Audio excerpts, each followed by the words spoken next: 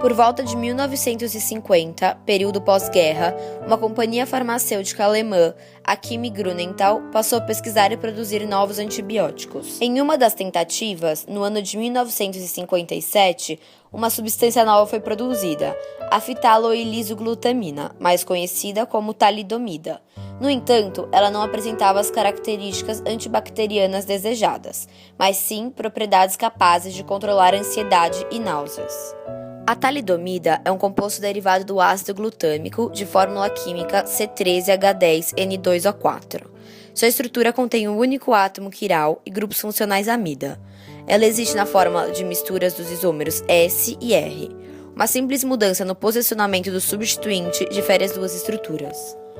Com o estudo científico, foi possível encontrar a quantidade de isômeros óticos das moléculas. Para isso, foi determinada a quiralidade dos átomos, ou seja, foi preciso verificar a presença de carbonos quirais na molécula. Para um carbono ser considerado quiral, ele tem que estar ligado a 4 substituintes diferentes. Sabendo quantos deles há, o número 2 é elevado ao número de carbonos quirais encontrados na molécula. Se uma molécula não tiver nenhum carbono quiral, ela não tem nenhum isômero ótico. Afinal, 2 elevado a 0 é 1, e este 1 simboliza a própria molécula. No caso da talidomida, na qual existe um carbono quiral, o 2 é elevado a 1, que é 2, o que indica que essa substância tem 2 isômeros. Os isômeros óticos de uma molécula são chamadas de estereoisômeros, porque são estruturas isoméricas que diferem entre si unicamente pelo arranjo tridimensional dos seus substituintes. Os primeiros testes da talidomida foram realizados em roedores e não revelaram efeitos colaterais, mesmo quando usada em dosagens altas. Dessa maneira, em outubro desse mesmo ano, a talidomida entrou no mercado alemão com o nome de Contergan e, evidentemente, fez grande sucesso, principalmente entre as grávidas. Rapidamente, o medicamento foi prescrito para milhares de mulheres e, 3 anos depois, já estava nas prateleiras de mais de 146 países, tendo uma popularidade particular no Canadá e na Europa. A talidomida podia ser encontrada com cerca de 40 designações comerciais: Contergan, Distaval, Talimol, Kevadon, Nibrol, Sedimide, Quietoplex, Neurocedin, entre outras. É importante ressaltar que o mercado norte-americano não introduziu a venda da droga, pois o FDA, Food and Drug Administration, não concedeu autorização para tal ação. No final da década de 50, surgiu a primeira geração de vítimas da talidomida. Na Alemanha, Reino Unido e Austrália, foram descritos os primeiros casos de focomelia, que caracteriza-se pela má formação e encurtamento dos membros, sendo 65 a 75% mutações dos membros superiores, 10 a 25% mutações dos membros inferiores e 2 a 5% mutações apenas nas pernas. Os bebês nascidos com esses problemas ficaram conhecidos como bebês da talidomida ou geração talidomida. Em 1960, o obstetra australiano William McBride suspeitou da relação do uso do remédio durante a gravidez e os efeitos dos recém-nascidos.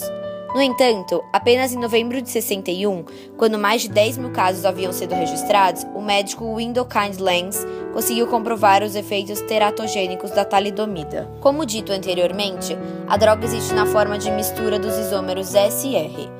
O enantiômero S está relacionado aos efeitos teratogênicos da talidomida, enquanto o enantiômero R é responsável pelas suas propriedades sedativas. O enantiômero R atua no sistema nervoso central, pois sua fórmula assemelha-se a neurotransmissores que inibem GABA, como opiáceos, benzodiazepínicos, todos sedativos e tranquilizantes. Uma vez que inibe o sistema GABAérgico de modo inespecífico, os efeitos colaterais são de sonolência, lentidão, diminuição dos movimentos peristálticos, entre outros.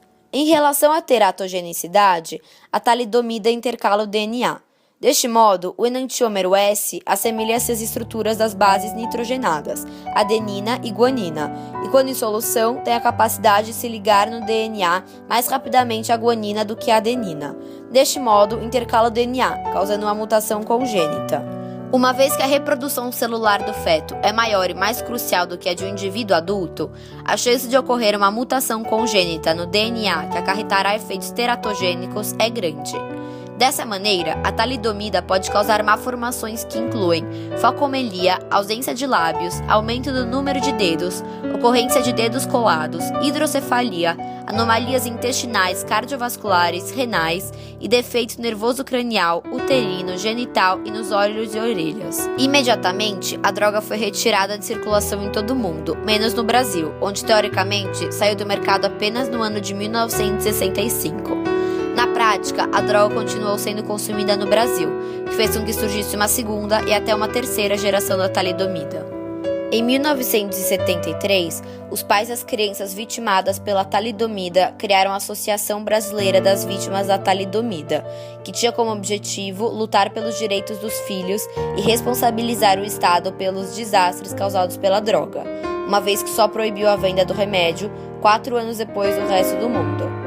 A luta travada na Justiça Federal para que fossem concedidas pensões às famílias das vítimas durou mais de 10 anos. Em 1983, a associação venceu. Hoje, as vítimas brasileiras da talidomida recebem de 1 a 8 salários mínimos, e tal quantia varia conforme o grau de deficiência.